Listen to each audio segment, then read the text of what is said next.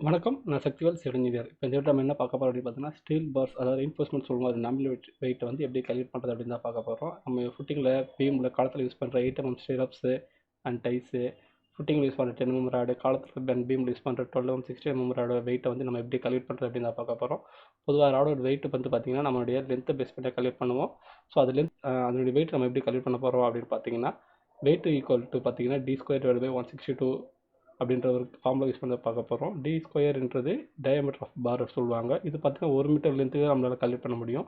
இந்த 1 metre length calculate பண்ணி நம்ம பாரோட full length and bundle of பார்ஸை கால்குலேட் பண்ணலாம். எக்ஸாம்பிள் பார்த்தீங்கன்னா இங்கே 8 mm பார்க்கு வந்து நம்ம கால்குலேட் பண்ணி வச்சுருப்போம். 8 mmக்கு பார்த்தீங்கன்னா 8/8 / 162 போடுங்கன்னா 0.395 kg/மீட்டர் லென்த் சொல்லியிருப்பாங்க. ஸோ நார்மலாக பார்த்தீங்கன்னா ஃபுல் லென்த்தோட பார் பார்த்தீங்கன்னா 12 மீட்டர் இருக்கும் அப்ராக்சிமேட்லாம்.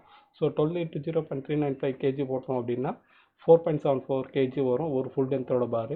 அண்ட் ஒரு பண்டலோட பார் கால்குலேட் பண்ணி பார்க்கும்போது 8 mm பார் பார்த்தீங்கன்னா 10 பீசஸ் இருக்கும் ஒரு பண்டலில்.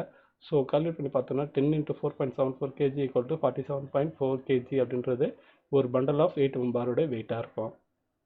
இது போலவே நம்ம எல்லா ரெயின்ஃபோர்ஸ்மெண்ட்டுக்குமே அதாவது 8 mm 10 mm 12 mm 16 20 25 32 வரைக்கும் நம்ம வெயிட்டை கால்குலேட் பண்ணலாம்.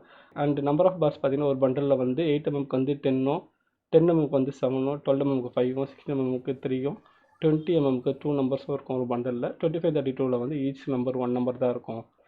d²/162 அப்படின்ற ஒரு கால்குலேஷனை பேஸ் பண்ணி தான் ஒரு பண்டல் கம்பியோட வெயிட்டை நம்ம கால்குலேட் பண்ணுவோம். தேங்க்யூ.